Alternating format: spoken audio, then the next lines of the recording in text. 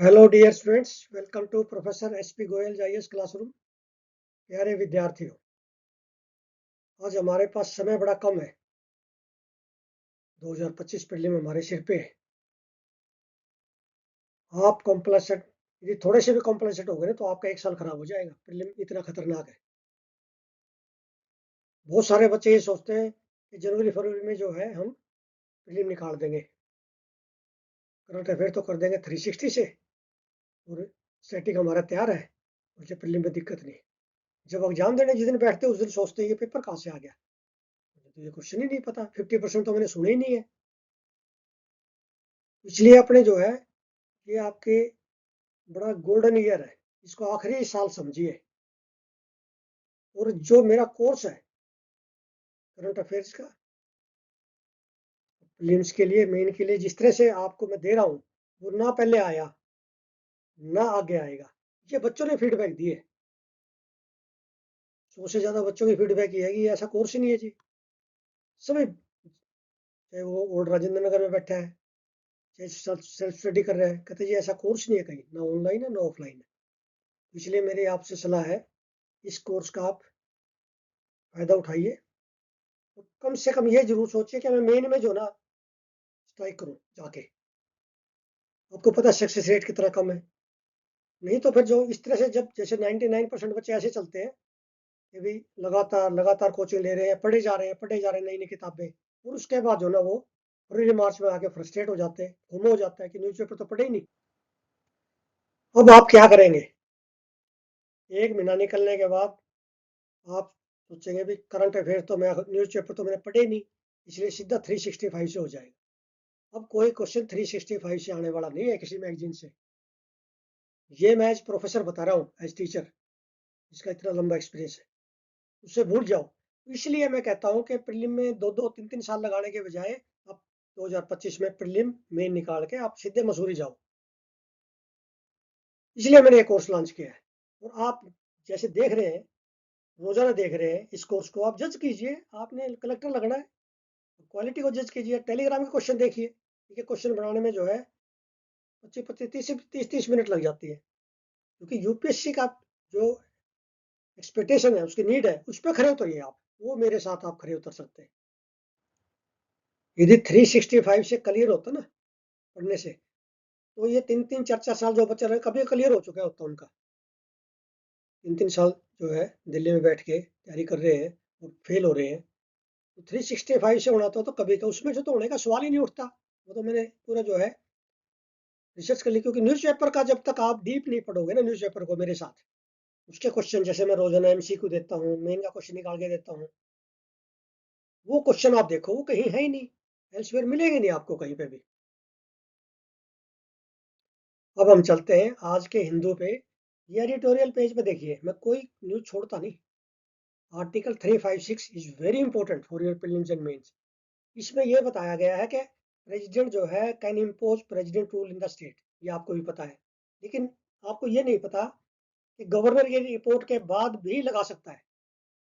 Governor की report के बाद लगाता है, या गवर्नर यदि रिपोर्ट नहीं भेजता स्टेट की कि वहाँ लैंड जो है कॉन्स्टिट्यूशनल मशीनरी जो फेल हो गई है, even then if president is satisfied तब भी लगा सकता। प्रेसिडेंट का मतलब यूनियन कैबिनेट एडवाइस करेगी ना। तो ये आपने 360 356 आर्टिकल है और 365, ये दोनों आर्टिकल ध्यान से करने, स्टेट से रिलेटेड।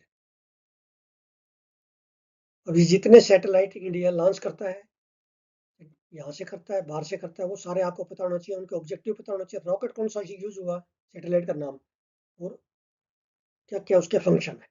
अब ये देखिए, इंडिया का जो है GSAT-N2, जिसको GSAT-2 भी कहते हैं, ये कम्युनिकेशन सैटेलाइट है। It was launched by SpaceX, Elon Musk के ना, स्पेस एक्स, फाल्कन 9 रॉकेट से, उससे लॉन्च किया गया। और यहाँ इंडिया से नहीं किया गया, Cape Canaveral space force station Florida से। ये इंपॉर्टेंट है। और ये इसरो की जो है new space India limited commercial wing है, ये भी आपको पता होना चाहिए।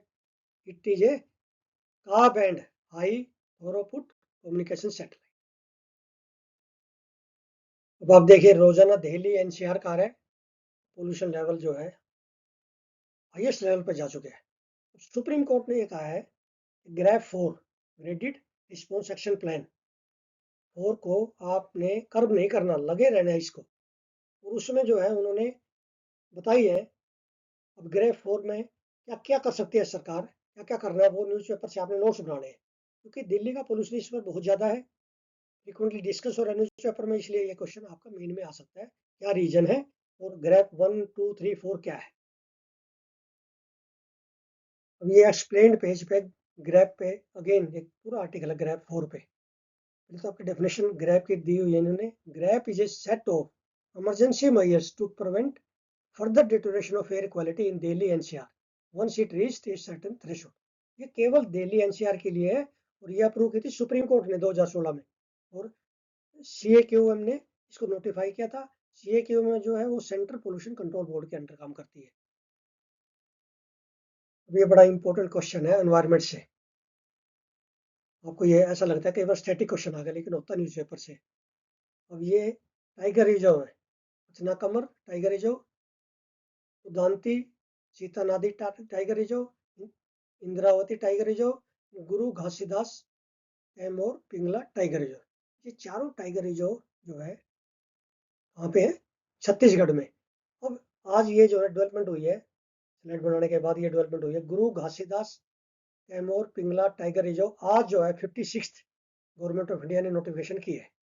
56th हो गया, अभी तक नहीं था ये छत्तीसगढ़ के में है। और ये गुरु घासीदास जी है, इसका एरिया जो ना सब टाइगर रिजर्व इंडिया के 3rd नंबर पे है, इतना एरिया इसका।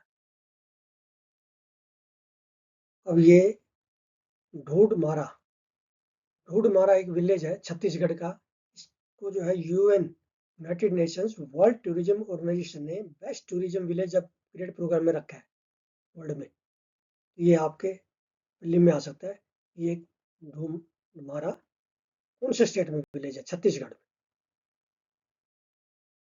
अब ये ना 3-4 क्वेश्चन ऐसे बहुत बनते हैं। एक तो एक एयर क्वालिटी इंडेक्स में क्या क्या पैमाइश करते हैं, पहले तो ये देखिए। इसमें 4 ऑप्शन है, इसमें कार्बन डाइऑक्साइड नहीं है, ये ध्यान रखना पड़ेगा आपको। हम सबसे पहले कार्बन डाइऑक्साइड लिखते हैं। इसमें PM 2.5, particulate matter 2.5, nitrogen dioxide और अमोनिया। और एक क्वेश्चन और आ सकता है कि दिल्ली में पोल्यूशन का क्या रीजन है, ये भी आ सकता है। और कितना किससे होता है, ट्रांसपोर्ट से कितना होता है, एडिस्ट्रा बर्निंग से कितना होता है, कंस्ट्रक्शन से, ये आप मैं बार बार दे रहा हूँ आपको, ठीक है ना। फिर ग्रेप की जो है ग्रेप ग्रेप 1 में क्या है, 2 में क्या है, 3 में क्या है, 4 में क्या है, चारों की आपको इंस्ट्रक्शन पता होने चाहिए। फिर एडिस्ट्रा में जो ना कौन कौन से पोल्यूटेंट है बर्निंग में, ये क्वेश्चन कभी भी आ सकते हैं।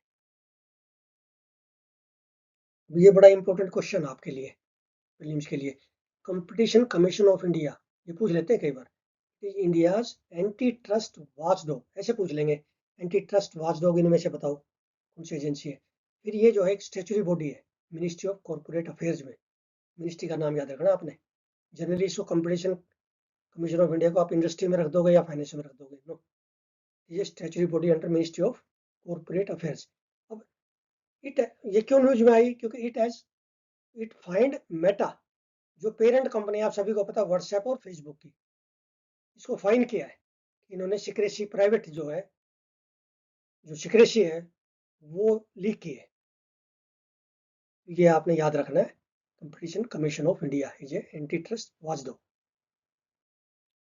अब ये पीरियोडिक लेबर फोर्स सर्वे याद रखना आपने, रोजाना न्यूज़पेपर में आता है। इसे क्वार्टरली डाटा आता है, कौन रिलीज करता है? National Statistical Office under Ministry of Statistics Programme Implementation. अब इसके अंदर टर्म है बड़ी इंपॉर्टेंट। अब ये क्या क्या क्या मैयर करता है, ये पूछ लेते हैं, कई बार आपको ऑप्शन में दे देंगे मल्टीपल चॉइस में। लेबर मार्केट इंडिकेटर्स क्या क्या है? Unemployment rate, labour force participation rate, worker population ratio based on the current weekly status for urban areas.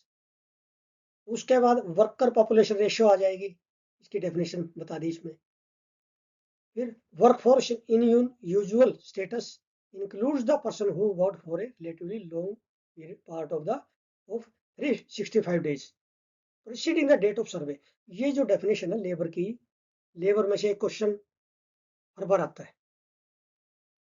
Ministry of labour से। ये जो रिपोर्ट है या आईएलओ की रिपोर्ट है, उसमें मैंने बार बार बताया है इसकी डेफिनेशन। वो आपने तैयार करनी है।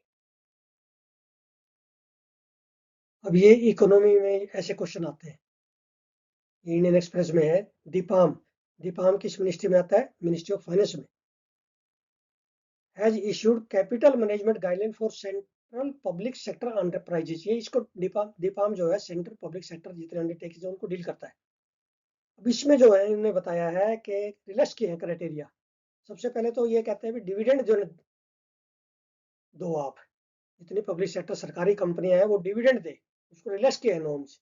फिर अपने शेयर को बाई बैक करे, यदि शेयर बुक वैल्यू से कम जाता है ना, मतलब शेयर की जो वैल्यू है, बुक वैल्यू उससे कम जाता है, तो इसका मतलब उस शेयर की इतनी वैल्यू है, उसको परचेज करो, वापस बाई बैक करो, ताकि इन्वेस्टर को भी फायदा रहे और जो है उसकी जो है लिक्विडिटी कम हो जाए मार्केट में।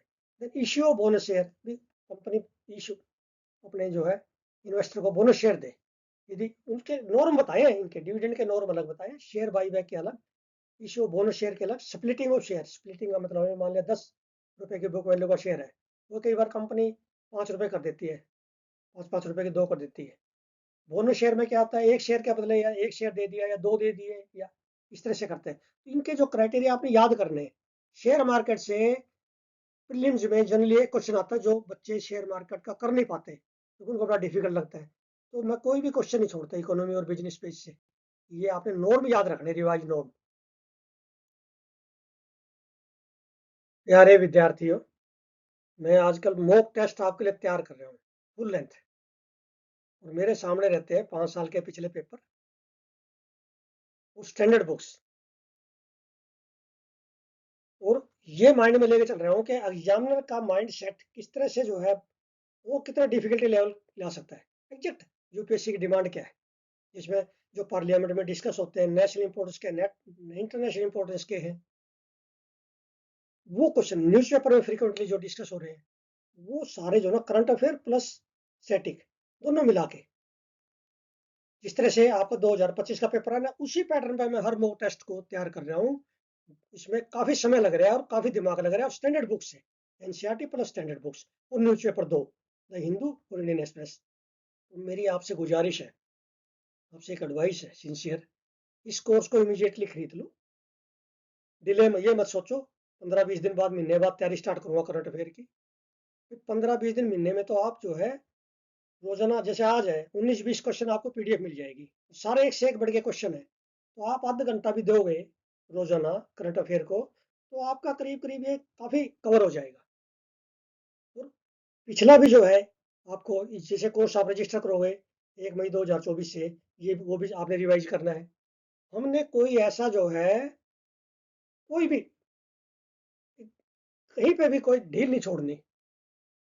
इसलिए मैं कहता हूँ कि ये सोचने के बजाय मैं जनवरी में ले लूंगा, अब तो मैं ऑप्शनल कर रहा हूँ, या मैं मेन की तैयारी कर रहा हूँ, आंसर राइटिंग कर रहा हूँ। नहीं, आप सिर्फ आधा घंटा दो ज्वाइन करने के बाद, फिर लाइव क्लास आपकी रह जाएंगी। इसलिए प्रीलिम में अपनी बर्थ जो है सिक्योर करने के लिए इस समय पता नहीं चलेगा आपको, कोई जरूरत नहीं पड़ेगी, कोई 365 कुछ नहीं जरूरत पड़ेगी करने की, ना उनसे पास होगा आपका। मैं तो ये चाहता हूँ आपके 1 साल खराब ना हो जाए, एक एक 2-2 साल जो बच्चों के हो रहे हैं ना, दुनिया भर का पैसा लग रहा है, कितने साल खराब हो रहे हैं आप समझो।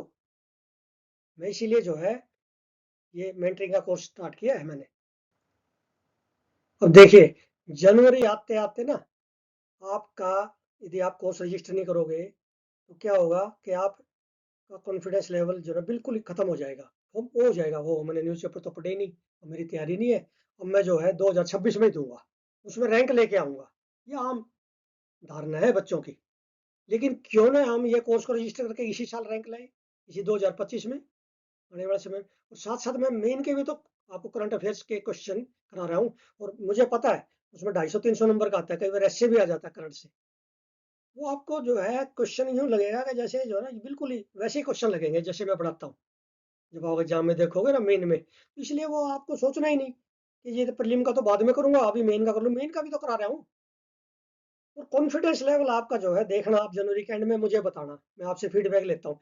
मैं बच्चों से फीडबैक लूंगा जनवरी में, आप कहेंगे जी मैंने अच्छा किया, आज मैं करंट अफेयर में बिल्कुल अव्वल नंबर पे हूँ, स्टैटिक मैं रिवाइज कर लूंगा। ऐसे बच्चे मतलब सारे कहेंगे, सारे बच्चे ऐसे कहेंगे। क्यों? क्योंकि जो न्यूज़पेपर से इतनी मेहनत कोई नहीं करता। 4-4 5-5 घंटे क्वेश्चन लिख के आप तक पहुंचाना रोजाना, प्रीलिम्स और मेंस के करंट अफेयर के। वो क्वेश्चन जो एग्जाम में सीधे आएंगे, 25 से ज्यादा क्वेश्चन आएंगे प्रीलिम में, और वो मोस्टली क्वेश्चन जो है मेरे मेन में आएंगे न्यूज़पेपर से। तो इसलिए वो फोमो भी खत्म हो जाएगा आपका। इसलिए इमीडिएटली जो ना आप अभी ज्वाइन कीजिए और शुरू कर दिए, रैंक आएगा आपका, मैं बताता हूँ आपका रैंक आ सकता है अभी। तो मुझे पूरी उम्मीद है कि आप इस वीडियो को ज़्यादा ज़्यादा शेयर करेंगे, और आपका कॉन्फिडेंस लेवल जो ना इतना ज़्यादा जो ना होना चाहिए इस वीडियो के बाद कि मैं अभी ज्वाइन करता हूँ, और मैं जो है तैयारी सिंसियरली और हार्ड वर्क करता हूँ ताकि मेरा रैंक आए 2025 में। Thank you very much.